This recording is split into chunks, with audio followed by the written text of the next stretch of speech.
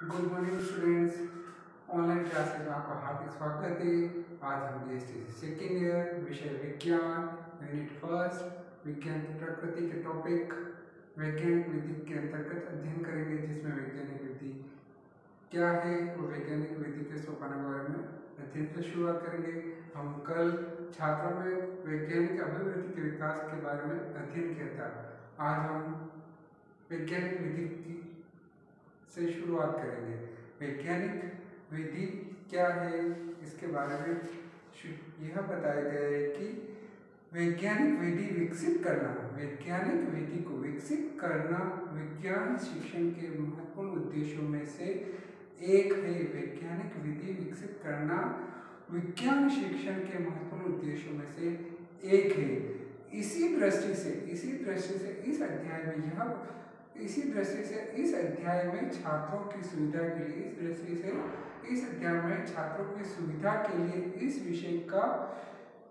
विषय की सविस्तार व्याख्या निम्न प्रकार से की है।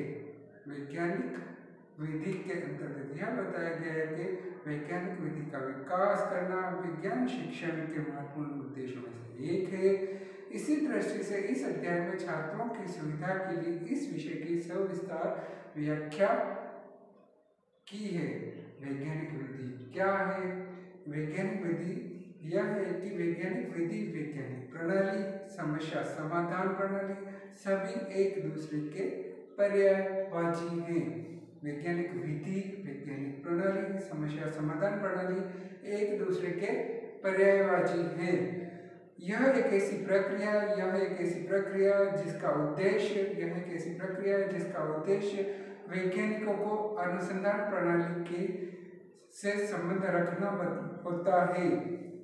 वैज्ञानिक विधि, वैज्ञानिक प्रणाली, समस्या समाधान प्रणाली सभी एक दूसरे के पर्यायवाची है। यह एक ऐसी प्रक्रिया है जिसका उद्देश्य वैज्ञानिकों की अनुसंधान प्रणाली से संबंध रखना है। यह कहना कि सभी अनुसंधान इस विधि के अनुसरण का फल है, आज सत्य नहीं माना जाता है। वैज्ञानिक विधि, वैज्ञानिक प्रणाली, समस्या समाधान प्रणाली सभी एक दूसरे के पर्यायवाची हैं। यह एक ऐसी प्रक्रिया है जिसका उद्देश्य वैज्ञानिकों की अनुसंधान प्रणाली से संबंध रखता है। यह कहना कि सभी अनुसंधान इस प्रणाली के अनुसरण का फल है, जो आज सत्य नहीं माना जाता है, पर समस्या को वैज्ञानिक ढंग से हल करने की विधि अवश्य समझी जाती है। यह कहना है कि सभी अनुसंधान इस के अनुसरण का फल है, जो आज सत्य नहीं माना जाता है, पर यह समस्या को वैज्ञानिक ढंग से हल करने की विधि अवश्य समझी जाती है। वैज्ञानिक विधि की कोई सामान्य रूप से मान्य परिभाषा नहीं हो सकती है, क्योंकि वैज्ञानिक अपनी समस्याओं का समाधान करने के लिए कई प्रणालियों का प्रयोग करते हैं। अतः हम यह कह सकते हैं कि वैज्ञानिक विधि किसी भी समस्या को क्रमबद्ध तरीके से अध्ययन करने व समाधान करने की विधि है। वैज्ञानिक विधि में यह बताया कि वैज्ञानिक विधि, वैज्ञानिक प्रणाली, समस्या समाधान प्रणाली एक दूसरे के पूरक है। यह एक ऐसी प्रक्रिया है जिसका उद्देश्य वैज्ञानिकों की अनुसंधान प्रणाली से संबंध रखता है। यह कहना भी कि सभी अनुसंधान के अनुसरण का फल है, आज सत्य नहीं माना जाता, पर समस्या को वैज्ञानिक ढंग से हल करने की विधि अवश्य समझी जाती है। वैज्ञानिक विधि की कोई सामान्य रूप से मान्य परिभाषा नहीं दी जा सकती है, क्योंकि वैज्ञानिक अपनी समस्याओं का समाधान करने के लिए कई प्रणाली का उपयोग करते हैं। अतः हम यह कह सकते हैं कि वैज्ञानिक विधि भी किसी भी समस्या को क्रमबद्ध तरीके से अध्ययन करने व समाधान करने की विधि है। अपने दैनिक जीवन में छात्र अपने दैनिक जीवन में छात्र व अध्यापक अपनी समस्याओं को जब अपने दैनिक जीवन में छात्र व शिक्षक अपनी समस्याओं को जब वैज्ञानिक रीति नीति से सोचकर सुलझाने का प्रयास करता है उसे वैज्ञानिक विधि कहा जाता है। अपने दैनिक जीवन में छात्र व अध्यापक अपनी समस्याओं का जो वैज्ञानिक रीति नीति से सोच समझकर सुलझाने का प्रयास करता है उसे वैज्ञानिक विधि कहा जाता है। जब छात्रों को वैज्ञानिक विधि का प्रशिक्षण देना आवश्यक है, अतः छात्रों में वैज्ञानिक विधि का प्रशिक्षण देना आवश्यक है, क्योंकि यह उनको उनके भावी जीवन में बहुत सहायता प्रदान करती है। अतः छात्रों को वैज्ञानिक विधि का प्रशिक्षण देना आवश्यक है, क्योंकि यह उनको उनके भावी जीवन में बहुत सहायता देती है। अब हम वैज्ञानिक विधि के सोपान के बारे में अध्ययन करेंगे, जिसमें यूँ तो कोई एक औपचारिक रूप से सर्वमान्य वैज्ञानिक प्रणाली नहीं है, पर अधिकतर वैज्ञानिक चिंतक जिन बातों को स्वीकार करते हैं उनको क्रमबद्ध करके जो एक विधि का प्रारूप तैयार किया गया है उसे वैज्ञानिक विधि का नाम दिया गया। उसके लिए प्राय निम्न सोपानों का अनुसरण करना है। वैज्ञानिक विधि के सोपानों में यूँ तो कहा गया कि यह कोई औपचारिक या सर्वमान्य प्रणाली नहीं है, पर अधिकतर वैज्ञानिक चिंतक जिन बातों को स्वीकार करते हैं उनको क्रमबद्ध करके जो एक विधि का खाका या प्रारूप तैयार किया गया उसे वैज्ञानिक विधि का नाम दिया गया। उसके लिए प्राय निम्न सोपानों का हमें अनुसरण करना चाहिए, जिसमें नंबर 1 समस्या के प्रति हमें सजग या चेतना जागरूक रखनी चाहिए। समस्या के प्रति चेतना या जागरूकता वैज्ञानिक ढंग से समस्या का समाधान करने, विज्ञान का ज्ञान प्राप्त करने तथा अनुसंधान करने की पहली सीढ़ी है। ज्ञान के प्रति चेतना में यह बताया गया है कि समस्या के प्रति चेतना या जागरूकता वैज्ञानिक ढंग से समस्या का समाधान करना, विज्ञान से ज्ञान प्राप्त करना तथा अनुसंधान करने की यह पहली सीढ़ी है। वर्षा कैसे होती है?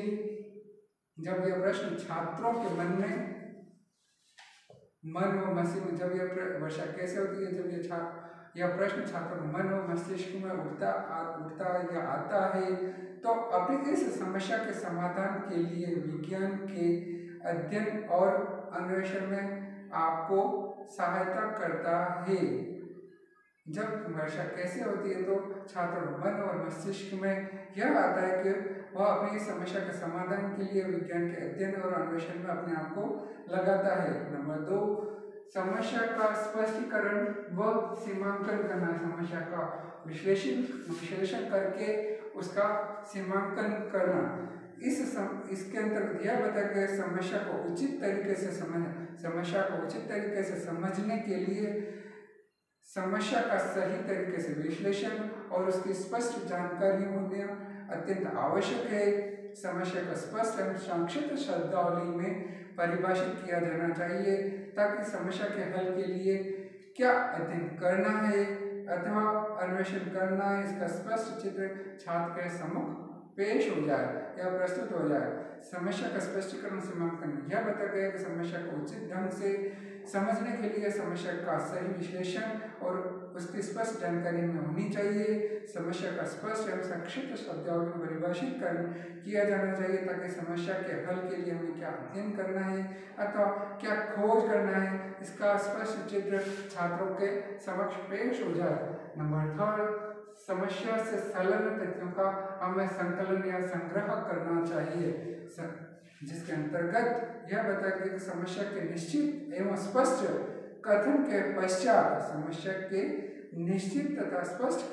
पश्चात समस्या से संबंधित सामग्री सभी संभव साधनों तथा स्रोतों से एकत्रित करने का प्रयास करना चाहिए। यह जानकारी पुस्तकालय निरीक्षण, यंत्रों के प्रयोग द्वारा, अनुभव व्यक्तियों से वार्तालाप तथा संबंधित स्लाइड या फिल्म आदि से ग्रहण की जा सकती है। समस्या से संबंधित तथ्यों का संकलन या संग्रहण करने में यह बताया गया है कि समस्या के निश्चित एवं स्पष्ट कथन के पश्चात समस्या से संबंधित सामग्री, सभी संभव साधनों तथा स्रोतों को एकत्रित करने का प्रयास करना चाहिए। यह जानकारी हमें पुस्तकालय निरीक्षण, यंत्रों के प्रयोग एवं अनुभवी व्यक्तियों के वार्तालाप से ही संभव हो सकता है तथा संबंधित व्यक्तियों के वार्तालाप तथा संबंधित स्लाइड या फिल्म के चित्र फिल्मों के द्वारा हमें मिल जाती है। आज हम वैज्ञानिक विधि क्या है, वैज्ञानिक विधि के सोपान के बारे में अध्ययन किया। हम कल वैज्ञानिक विधि के सोपान जो मुख्य रूप से 3 बकाए हैं वो उनका अध्ययन करेंगे। आपका दिन शुभ हो, आप घर पे रहें, आप अपना व अपने परिजनों का ध्यान रखें।